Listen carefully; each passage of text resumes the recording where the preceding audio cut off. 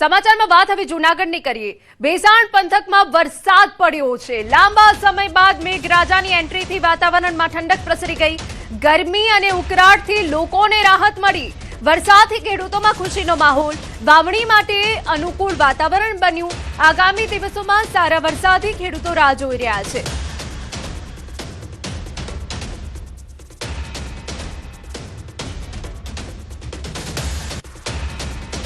તો આ તરફ અમરેલી જિલ્લાના કેટલાક વિસ્તારોમાં ધોધમાર વરસાદ પડ્યો। સાવરકુંડલા તેમજ ખાંભા પંથકમાં બપોર બાદ વરસાદ પડ્યો છે। સાવરકુંડલાના વીજપડી, ચીખલી, ગાંડલા, ગોરકડા સહિતના ગામોમાં ધોધમાર વરસાદ પડ્યો।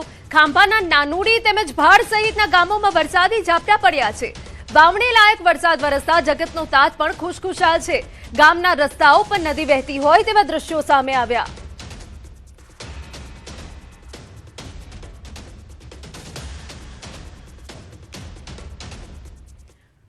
વરસાદને લઈ હવામાન વિભાગે આગાહી કરી છે।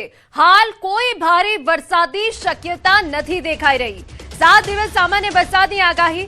દક્ષિણ ગુજરાત અને સૌરાષ્ટ્રમાં વરસાદની આગાહી વ્યક્ત કરાઈ છે। હળવાથી સામાન્ય વરસાદ પડી શકે છે।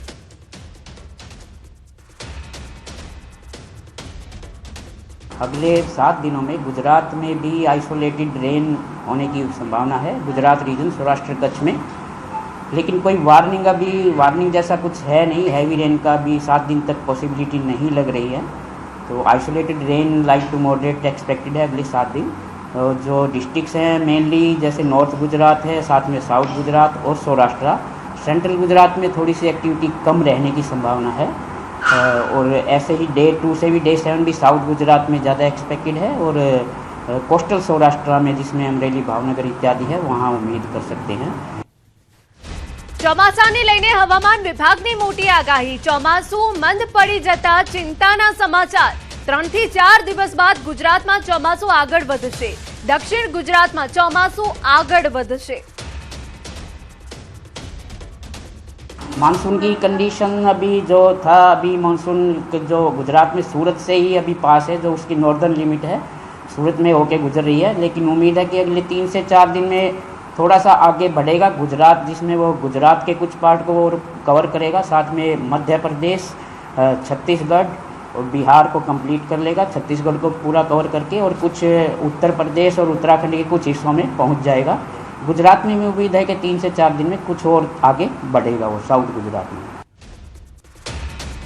હવામાન નિષ્ણાંત અંબાલાલ પટેલે પણ આગાહી કરી। 28 અને 29 જૂને બંગાળ ઉપસાગરમાં હળવું દબાણ થશે। ગુજરાતના કેટલાક ભાગોમાં હળવો વરસાદ થવાની સંભાવના છે। અરવલ્લી, ઉત્તર ગુજરાતમાં વરસાદની શક્યતા। મહીસાગરના ભાગોમાં ભારે વરસાદ થવાની શક્યતા રહેશે। કેટલાક ભાગોમાં ભારેથી અતિભારે વરસાદ પડવાની શક્યતા છે। અમદાવાદ, વડોદરા, ગાંધીનગરના ભાગોમાં વરસાદની શક્યતા। જો કે અરબ સાગરની શાખા અને બંગાળ ઉપસાગરની શાખા સક્રિય થાય તો સારો વરસાદ થવાની શક્યતા રહેશે। એટલે હવે 28-29 જૂનમાં બંગાળ ઉપસાગરમાં હવાનું હળવું દબાણ ઉભા થતાં બંગાળના ઉપસાગરની શાખા સક્રિય થતાં જ્યાં વરસાદ નથી થયો તેવા મધ્ય ગુજરાતના ભાગો, ઉત્તર ગુજરાતના ભાગો, સાબરકાંઠાના ભાગો, બનાસકાંઠાના ભાગો, અરવલ્લીના ભાગોમાં વરસાદ થવાની શક્યતા છે। કેટલાક ભાગમાં ભારે વરસાદ થવાની શક્યતા છે। મહીસાગરના ભાગમાં ભારે વરસાદ થવાની શક્યતા છે। કેટલાક ભાગમાં અતિ ભારે વરસાદ થવાની શક્યતા છે। 100 mm કરતાથી વધુ વરસાદ થવાની શક્યતા છે। આ ઉપરાંત વડોદરાના ભાગો, અમદાવાદ, ગાંધીનગરના ભાગોમાં પણ વરસાદ થવાની શક્યતા છે। પશ્ચિમ ઘાટમાં તો ભારે વરસાદ થવાની શક્યતા છે। દક્ષિણ ગુજરાતના કેટલા ભાગમાં પૂરની સ્થિતિ આવે તેવો વરસાદ થવાની શક્યતા છે। અને સૌરાષ્ટ્રના અન્ય ભાગોમાં પણ વરસાદ થવાની શક્યતા છે। દક્ષિણ ગુજરાતના ભાગોમાં ભારે વરસાદની શક્યતા। પૂર જેવી સ્થિતિ આવી શકે એવો વરસાદ પડવાની શક્યતા છે। 4 જુલાઈ આસપાસ નર્મદાની જળ સપાટી વધી શકે। ઓગસ્ટ મહિનામાં પણ અણધાર્યો વરસાદ થવાની શક્યતા। આ ઉપરાંત 16મી જુલાઈ આસપાસ પણ વરસાદ થવાની શક્યતા છે। અને ઓગસ્ટમાં પણ અણધાર્યો વરસાદ થવાની શક્યતા છે। એટલે વરસાદ ધીરે ધીરે થવાની શક્યતા રહેશે। પરંતુ આમ છતાં અલ્નિનોની અસર તો રહેશે। ખેડૂતો માટે અલ્નિનોની અસર બહુ સ્ટ્રોંગ અલ્નિનો અસર છે, એટલે કહી શકાય કે એમ નથી। પરંતુ ક્યાંક 86% તો ક્યાંક 88% જેવો વરસાદ થવાની શક્યતા રહેશે। કોઈ ભાગમાં તેથી ઓછો વરસાદ થઈ શકે। અલ નીનોની અસર ચોક્કસ ચોમાસા પર જોવા મળશે. ક્યારેક અણધાર્યો વરસાદ આવશે તો ક્યારેક ઓછો વરસાદમાં બ્રેક પડે ત્યારે ખેડૂતોએ પિયત કરવું સારું રહેશે. ક્યાંક 88% અથવા તેનાથી ઓછો વરસાદ થઈ શકે. ઓક્ટોબર અને નવેમ્બર સુધી અલ નીનોની અસર રહેશે. સામુદ્રિક પેરામીટરો હવે ધીરે ધીરે જુલાઈ માસથી સક્રિય થવાની શક્યતા રહે છે, પરંતુ અલ નીનોની અસર તો રહે છે. એટલે એકંદરે વરસાદ કંઈક અંશે ધીરે ધીરે કૃષિ પાકો ખેતીવાડીને પોષક તો રહે છે, પણ વચ્ચે વચ્ચે વરસાદમાં બ્રેક આવવાની શક્યતા છે. અલ નીનોને લઈને ચિંતાજનક સમાચાર. અલ નીનોની સ્થિતિ અંગે ફરી હવામાન વિભાગે જાણકારી આપી. ચોમાસામાં અલ નીનો મજબૂત બનવાની સંભાવના વ્યક્ત કરી. સમુદ્રી વાતાવરણ કરાવી રહ્યું છે અલ નીનોની અનુભૂતિ. અલ નીનો સામેની ભારતીય ડાયલ આઈઓડીને લઈને પણ માઠા સમાચાર. હાલ આઈઓડી પોઝિટિવ બને એવી સંભાવના નહીવત. આખા ચોમાસામાં આઈઓડી તટસ્થ જ રહેવાનું અનુમાન છે. એમજીઓ પણ ચાલુ સપ્તાહ પૂરતો જ મદદરૂપ બનવાની સંભાવના છે. હાલ ફેઝ 5માં છે. એમજીઓ સિસ્ટમને કરી શકે છે મદદ. આગળ જતા એમજીઓ ફેઝ 6 અને 7 તરફ જવાનું અનુમાન વ્યક્ત કર્યું છે.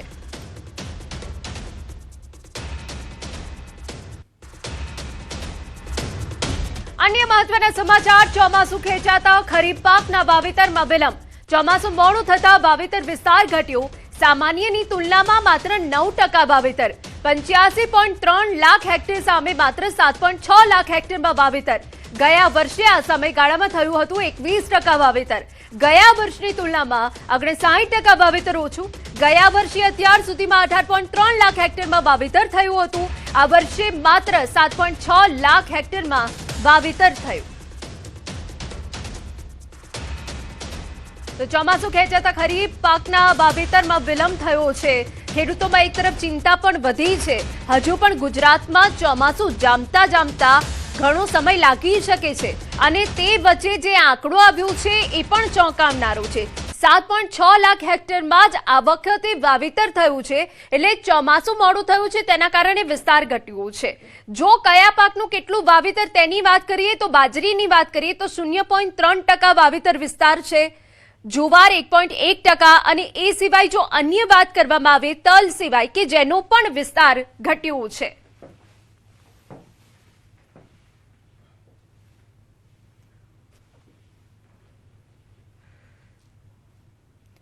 દેવભૂમિ દ્વારકા જિલ્લામાં વરસાદ ખેંચાતા ખેડૂતો ચિંતિત બન્યા. ખેતી માટેની તમામ તૈયારીઓ પૂર્ણ કરી હોવા છતાં વરસાદના અભાવે વાવેતર અટવાઈ ગયું. ખાસ કરીને જિલ્લાના મુખ્ય પાક મગફળીના વાવેતરનો યોગ્ય સમય હાથમાંથી સરકી જવાની ભીતિ ખેડૂતોએ વ્યક્ત કરી રહ્યા છે. ખેડૂતોનું કહેવું છે કે જો આગામી દિવસોમાં સારો વરસાદ નહીં પડે તો ઉત્પાદન ઉપર સીધી અસર પડશે અને ભારે આર્થિક નુકસાન સહન કરવું પડશે. કેટલાક વિસ્તારોમાં આગોતરું વાવેતર કરાયેલા પાક પર પણ ભેજના અભાવે સંકટ ઊભું થયું છે. આવી સ્થિતિમાં ખેડૂતો નર્મદાના સિંચાઈના પાણીની માંગ કરી રહ્યા છે. હાલ દેવભૂમિ દ્વારકાના ખેડૂતોની નજર મેઘરાજાની મહેર પર ટકેલી છે.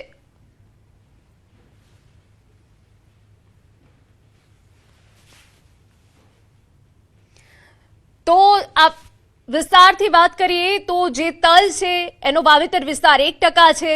એ સિવાય જો અન્ય પાકની વાત કરવામાં આવે તો કપાસનો 18.4% વાવેતર વિસ્તાર છે.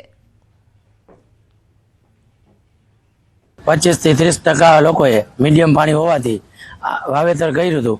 એના હિસાબે પાણી ઓછું થઈ ગયું અને એનું પાક બધો નુકસાનમાં જાય છે. એના કારણથી નર્મદા નીરનું પાણી જો મળી જાય અને ડેમોમાં ભરાવવામાં આવે તો એ ખેડૂતને લાભ મળી શકે છે. મગફળીની જે ખાતર વાવ્યું બિયારણ લઈ લીધું એ અત્યારે વાવેતર વરસાદને કારણે લેટ થતું જાય. હવે મગફળીમાં બહુ લેટ થાય છે એની હિસાબે બીજું ગમે એ વાવેતર કરવું પડે. એરડા છે, તુવેર છે, તો એ ફરીથી બિયારો આપણે દેવું પડે. ના દઈએ તો 12 મહિના રહીએ નહીં અને બિયારણ પાછું લેવું પડે. બિયારણ લીધા પછી લોસમાં જાય ખેડૂત. હવે આ અટાણે જે ઓરવીટ માંડવી તો વાવી લીધી છે, હવે ઉગી, હવે પાણી વગર એ હુકાવા માંડી. હવે વરસાદના જે મોડો થયો ને એના કારણે હવે આ બધા ખેડૂત હવે મુશ્કેલીમાં મુકાણા કે વાવી ગયા એ ઉપાધિ છે અને નથી વાવ્યું એને હવે પકાવવાની ઉપાધિ છે. કારણ કે લાંબી મુદતવાળી માંડવી હવે પકાવી વહમી. હવે અટાણે ખેડૂતને નુકસાન જ છે. બધી વરસાદ જેમ મોડો થાય બધે ખેડૂતને નુકસાન જ છે. બરાબર. હવે બિયારણ બદલાવવા પડે તો એ નુકસાન છે, બીજા લઈએ તો એ ભાવ વધુ લે અને અમે આ લીધા વેચવા જાય ભાવ પૂરતો આપે નહીં, એટલે નુકસાન જ છે. અને જેને ઓરવાઈ ગયા એને મેં મોડો થાય તો એને નુકસાન જ છે.